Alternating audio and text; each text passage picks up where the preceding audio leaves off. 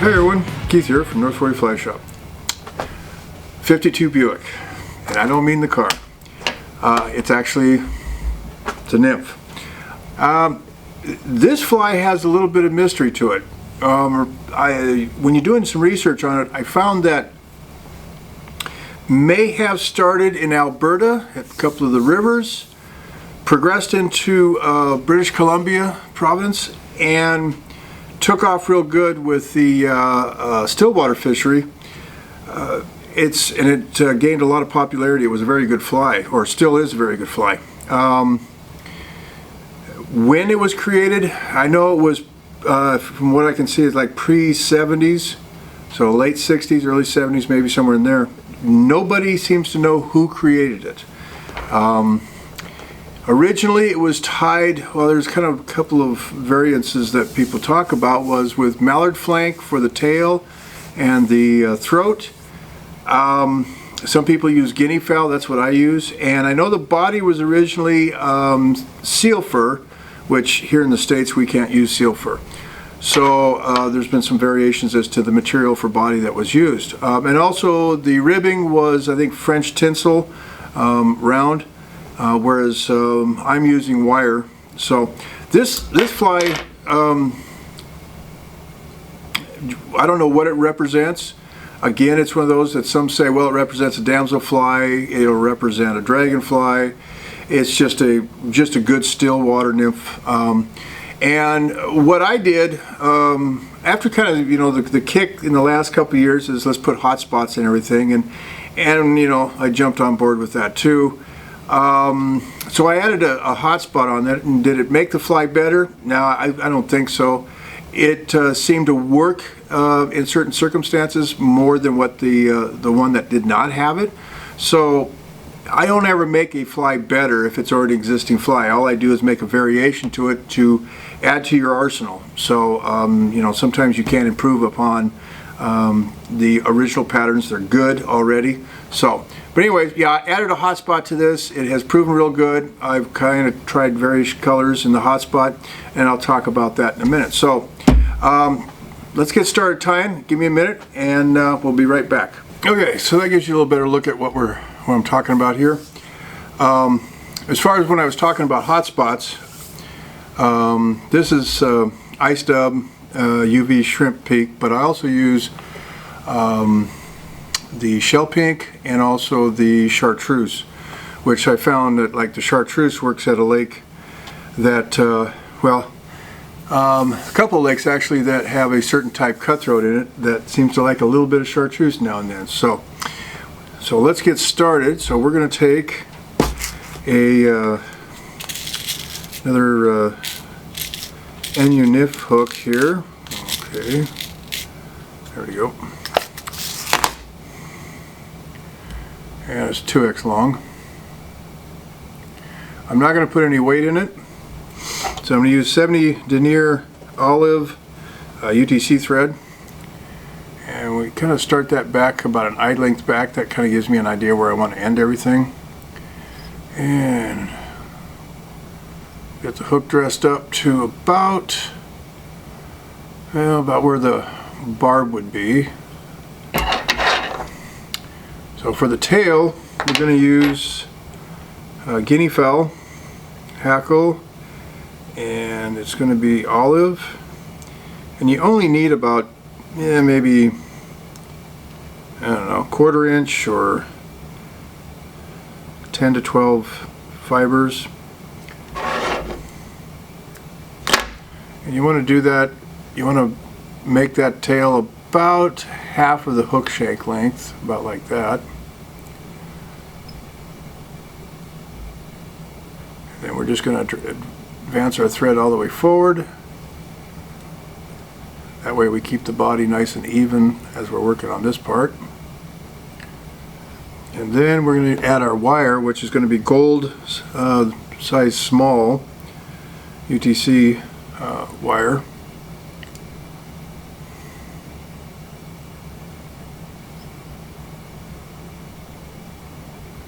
Take that all the way to the back.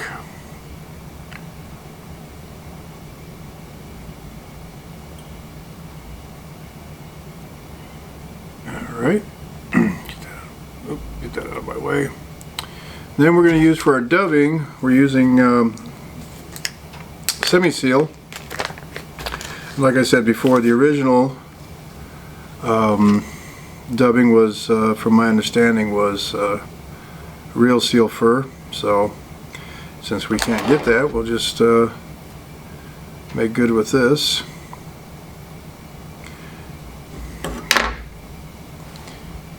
And you could, if you feel more comfortable, you can wax your thread, but I'm not going to. Just taking little bits, little tufts of the dubbing at a time, because I want to keep it a little more minimalized, even though we're going to taper this. Just advance that and just take. For some reason, I found it's easier if I take a little bit at a time and dub it, and then just keep redubbing. I don't have to make a real long noodle. It just seems to go on easier that way.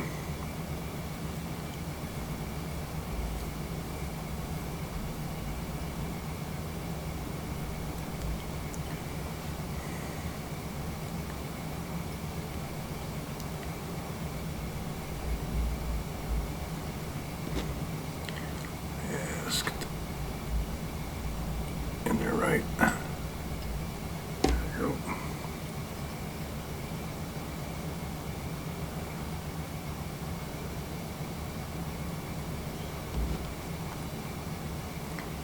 And we will build up a taper, a little bit of a taper on the body once we get to where we're going to stop.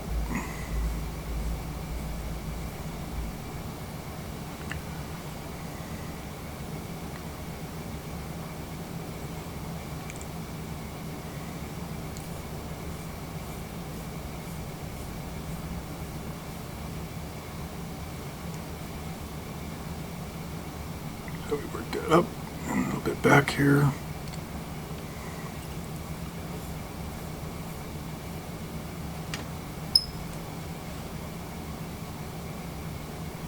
And let's get some of those fibers out of my way so I can see what I'm doing.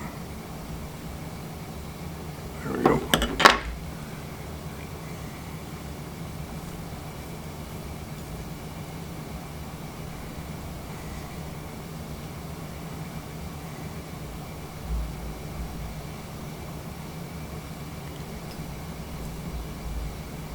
As you can see, it gets, what I want is that real buggy look. And we kind of clip that out of the way a little bit again. And just a little bit more to even that out.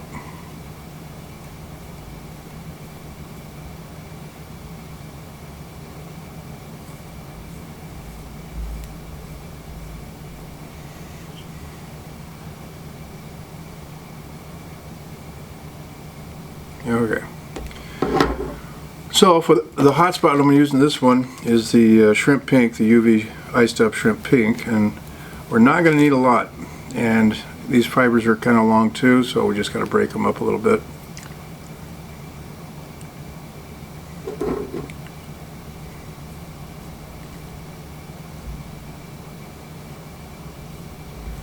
I don't want, I'm not trying to overpower this, but just add just a little bit for that subtle hint, so to speak.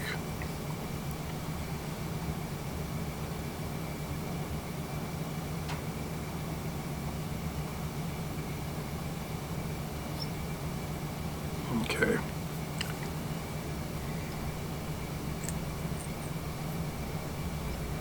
So we got that.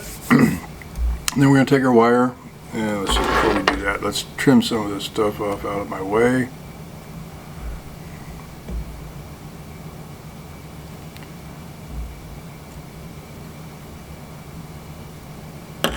And then we're going to counter wrap it. You don't need a lot, just, you know, a few wraps going up, evenly spaced, you know, 5, 6, whatever works. One thing you want to make sure is you get at least 1 or 2 wraps right through that hot spot, so that'll secure it a little bit better. There we go.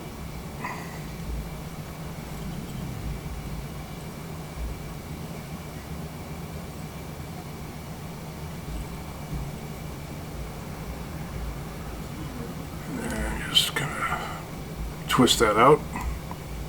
There we go. And then for the throat, we're just going to use the same guinea fowl olive. Just a few fibers there.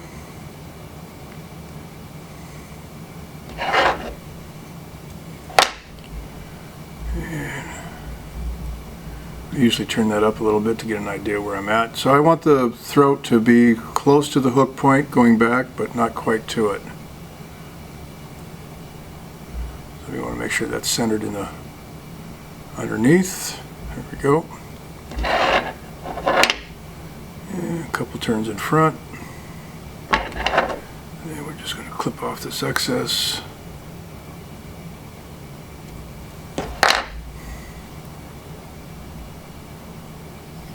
And then for the, I guess if you want to call it the head, we're going to tie in some peacock herl. And, you know, depending on the type of herl that you're using, real bushy ones, probably could get away with just using 2, but the ones I have here are a little thinner, so I'm going to use 3. I'm going to tie them in by the tips. Now you could wrap these in thread to make them a little stronger. I'm not too worried about it. So I'll just wrap that in there. Make it a nice head. That peacock will give that thing a real good shine. There we go. Tie that off.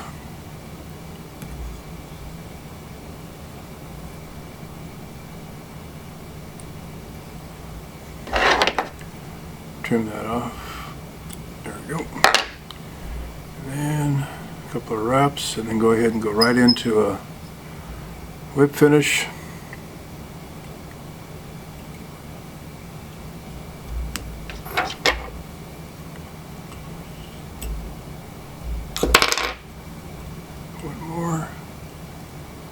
And you can finish this off with any type of head cement or UV resin,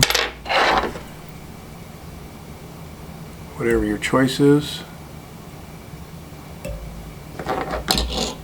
Alrighty, and that's it.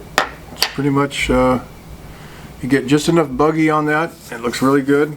And like I said, the hot spot, I may have made that just a little bit more, but that's okay. So tie a few of these up, have them in your box. Use them when other things aren't working, or sometimes I'll start off with this and not even change out.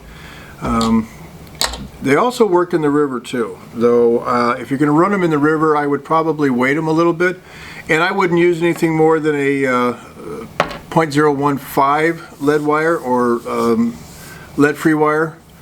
Most of the time, if I'm going to weight something like this, I just use the 0.010 lead wire, small, keep the body slender. So anyways, something else to throw in your box.